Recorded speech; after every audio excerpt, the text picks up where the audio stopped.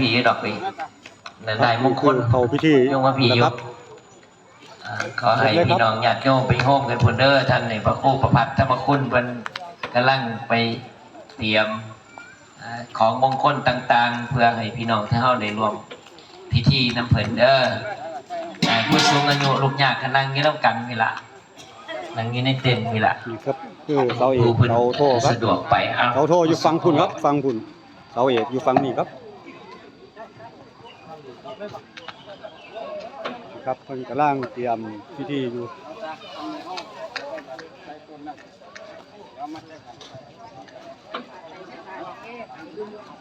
คือปูนย่อพยุงมีเบิดครับมากไหมรถก็ได้หรอเอาบุญมาฝากครับเพื่อนๆพี่น้องทุกคนมือเป็นพี่น้องก็ไปถือได้เสาโทได้มงคลเด้อเพิ่นย้ายได้แล้วบัดที่นี่เสาโบสถ์ครับเฮ็ดมีครูสัตว์เพิ่นว่าพิธีการต่างๆนี่มัน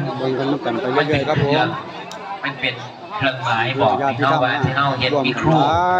หลายคนเฮ็ดนำพอกอน้ำครูพัฒนาน้ำกันเด้อเพื่อนๆโบราณอาจารย์เพิ่นส่วนเพิ่นสิคิดพิธีขึ้นมาได้นี่ก็บ่แม่นว่าคิดเอาเทื่อนึงเทื่อเดียวแล้วเวลาเฮ็ดต่อกันมานี่ก็บ่แม่นเฮ็ดต่อกันมาเทื่อนึงเทื่อเดียวเฮ็ดมาโดนแล้วก็พิธีการแล้วนี่ก็เฮ็ดให้เกิดความดีงามในสังคมบ่เฮ็ดให้สังคมเดือดร้อนอันใดเป็นพิธีที่เพิ่นเฮ็ดเพิ่นตั้งเพิ่นจัดเพิ่นแต่งขึ้นมาเพื่อให้เฮามั่นอกมั่นใจในการที่จะเฮาประกอบงานการต่างๆต่อไปสร้างโบสถ์ตามที่เพิ่นบอกมานี่ก็คือปีหนึ่งแล้วเด้เนาะตามที่ฟังมานี่ปีปีไกลว่าจะเดือนมิถุนาบ่เดือนมิถุนาฝนกระตกเนาะกระสมชื่นจังซี่ล่ะตอนนั้นตอนนี้แหละตอนว่าสิเราเลิกกันซุ่มกระซื่นคือกันมื้อนี้ก็ซุ่มกระซื่นอีกเจ้าวาดเพิ่นก็ถ้าญาติถ้าโยมที่เฮาขยันขันแข็งพากันสู่พากัน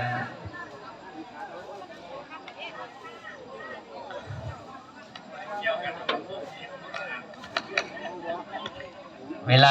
ลายกเสาขึ้นก็มึยไปมึยได้ไหมยายนี่บ่เพิ่นก็จะมาก่อนนี่ของเฮาอยู่นี่ของเฮาหั่นอันนี้เพิ่นดึงมาแต่คนนึงมึ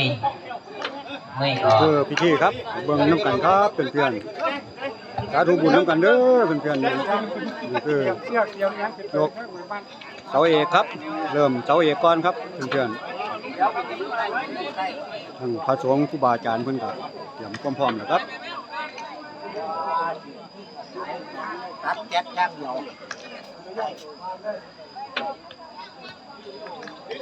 เอาวันนี้เอาวันนี้นั่งอันนั้นเด้อเอาเนี่ยล่ะเอาไปทุบตัวมองว่า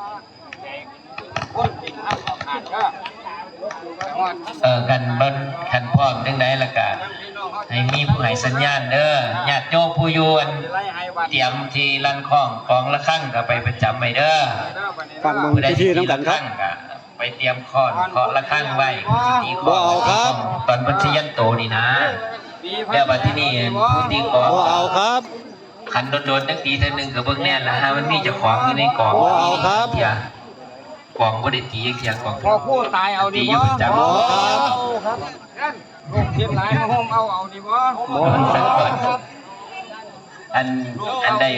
เวลาแล้วท่านพระครูครับอาจารย์ให้สัญญาณมาทั้งนี้มันก็สิได้เจริญชัยมงคลคาถาเจ้าหน้าที่ก็สิลั่นก็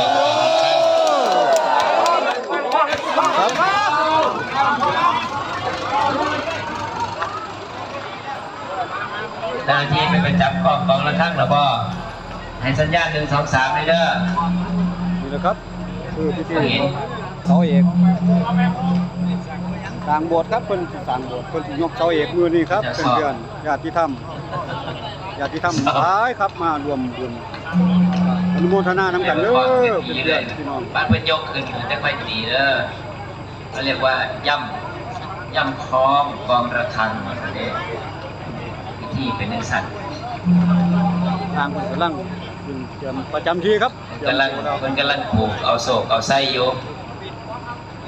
เสาแรกนี่เป็นเสาเอก เอาน้ำกันครับไปเรื่อยๆพี่น้อง โอ้ต้องอนุโมทนากับเจ้าภาพคนนี้เนาะนี่รับทราบข่าวข้อมูลจาก ย ท่าก น เสาเอกครับผม เจ้าอาวาสว่ามื้อนี้เจ้าอาวาสเพิ่นก็โอ้ยเจ้า ทำ อา ห วาส ลาย แจ้ ครั ง บ ว่า มารวมบุญ ผู้เจ้าภาพเพิ่นยังบ่ได้มาใช่ล่ะมื้อนี้ ขอบคุณครับ เป็นหยังดอกบุญกุศลใดคือเก่าเพิ่นมีภาระธุรกิจของหลัก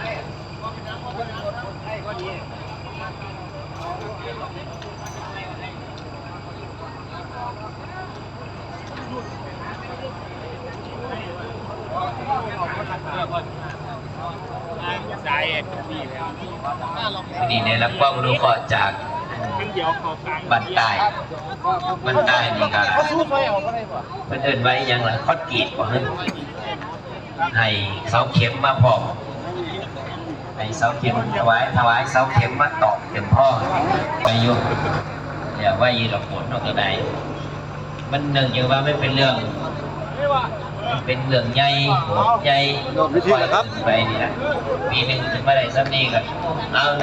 2 3ยันตัวปุติยามุเลสกยานันทิวันตโนเอวันตวังวิทโยโหอิสยามสยามังกาเลอปัลลันติตาปัลลังสีเสปัตวิปุกาเลอภิเสเกสัพพะพุทธานาคาปะตัวปัมโมตติสุนา